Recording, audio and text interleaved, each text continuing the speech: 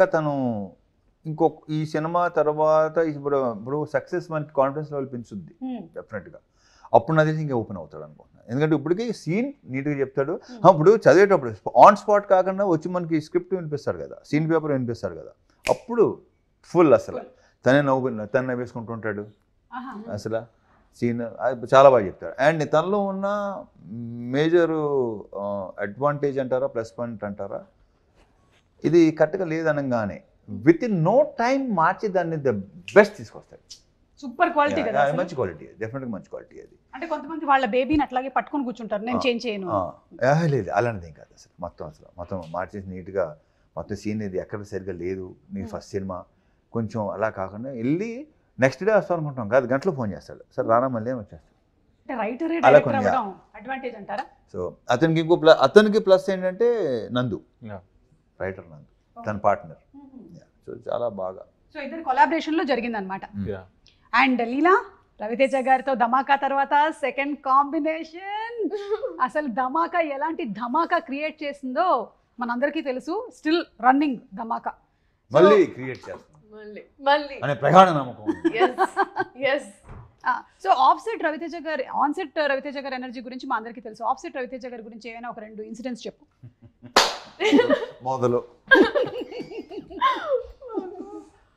I think ధమాకాకి ఇప్పటికి there was no difference, or మాకు ఏదో కొంచెం గ్యాప్ అయ్యి ఏం అనిపించలేదు అది నాకైతే.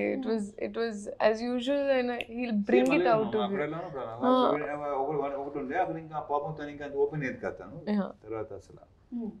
అప్పటికి ఇప్పటికి మీరు నోటీస్ చేసిన చేంజ్ అదేనా తనలో? బాగా ఓపెన్ అయ్యి మాట్లాడటం. అంటే బేసిక్ గా మనం కంఫర్ట్ అయితేనే కానీ మాట్లాడలేము కదా. So now she is like ఇంకా ఇంక లేదు అయిపోట్ మాక్సిమం టోటల్ క్లియర్ అసలు. ఇంకా నెక్స్ట్ సినిమా చేయాలనుకుంటుంది మీరు? నెక్స్ట్ సినిమా చేస్తారు కదా? అంటే చేస్తాం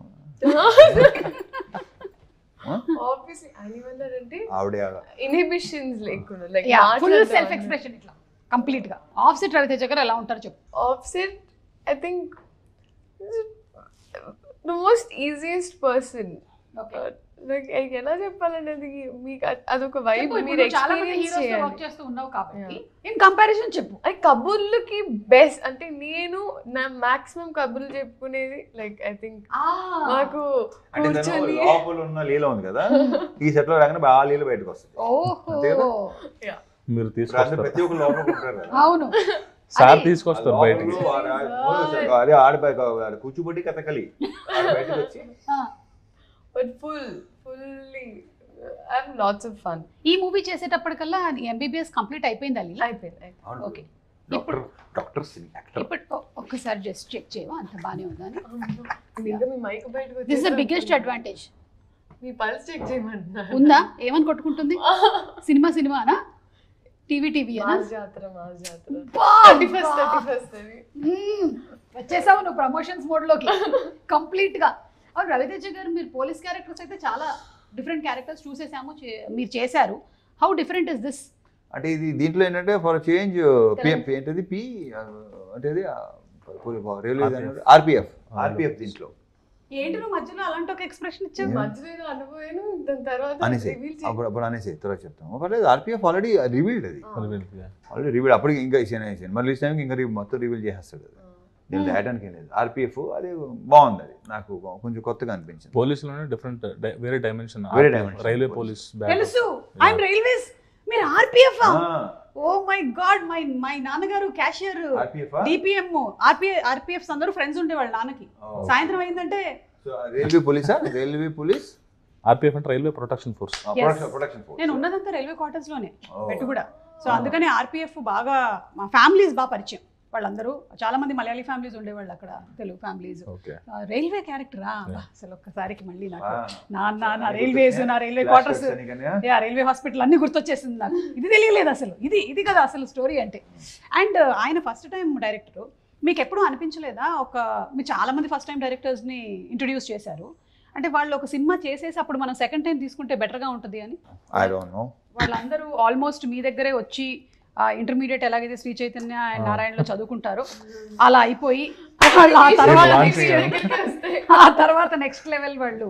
ఫస్ట్ ఇన్స్టిట్యూట్ ఇదే. క్వశ్చన్ నేను కూడా అడిగాను, లైక్ హౌ అంటే మీరు ఎలా గేజ్ చేయగలుగుతారు, ఇంకా దాని తర్వాత అప్పుడు అనేది ఇట్స్ జస్ట్ నమ్మకం. ఇంకో సంగతి అర్థం కావట్లేదు, ఇందాక ఆయన చెప్పారు చూసావా, ఆయన డైరెక్టర్ అనే కాదు, ఈయన నాకు కథ చెప్పడానికి రాబోతున్నాడు అని అక్కడి నుంచి చూసి అని కూడా చెప్పగలుగుతారు. ఇప్పుడు నాకు ఇవాళ నా ఇంట్లో ఏం జరిగిందో మొత్తం స్కాన్ చేసేసాడు ఆయన ఆల్రెడీ. ఈవిడ మూడేంటి ఇవాళ ఏం జరుగుతుంది అన్ని, అలాగే నిన్ను కూడా హీస్ ఎంఆర్ఐ స్కాన్. అసలు మీరు ఓకే. సో ఇందులో you are playing teacher. yes what teacher? Cinema. ఓహో అవునా, అంటే ఏం టీచర్ అనేది రివీల్ చేయడానికి లేదా? కానీ మన అందరికి బాగా దగ్గరున్న teacher. English teacher. Science teacher. Science teacher లో రివీల్ చేసాం కదా, టీచర్ రివీల్ అయింది అది. Science teacher. హే నీ సబ్జెక్ట్ కి సంబంధించినటువంటిది. Oh my God. సో ఎప్పుడైనా సీన్స్ లో ఏమైనా నీకు సబ్జెక్ట్ రిలేటెడ్ గా ఏమైనా చెప్పేసుకున్నావా? అంటే డైరెక్టర్ రాయకపోయినా సరే సార్ ఇది నేను చెప్తాను, this is botany, this is zoology, అట్లా. జువాలజీ ఇంకోటి ఏంటది ఎన్ని సినిమాలో తెలుస్తుంది. చెప్పు. అంతే, ఎగ్జాక్ట్లీ అంతే అంతే. ఓకే సరే, ఇప్పుడు for example you are the teacher and science class is happening, teach something. That she can. Yeah, body anatomy. Yes. Teach us about the stomach. Yes. అంటే పొట్ట. కడుపులో ఎక్కువ ఉంచుకోకూడదు, బయటికి. అది అమ్మా అది ఫిలసాఫికల్. కడుపులో ఏం ఉంచుకోకూడదు, బయటకి ఫిలసాఫికల్. ఇప్పుడు డాక్టర్ మీరు, మన సినిమాలో క్యారెక్టర్ లో ఉండమన్నారు కదా. మీరు సైకాలజిస్టా, సైకాట్రిస్టా?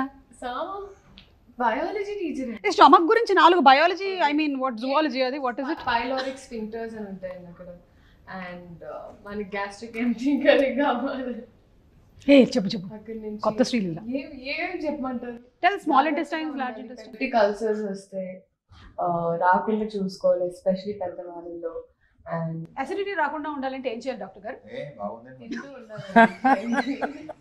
చాలా షోస్ చేసి అవి అసిడిక్ అయిపోయాయి లోపల.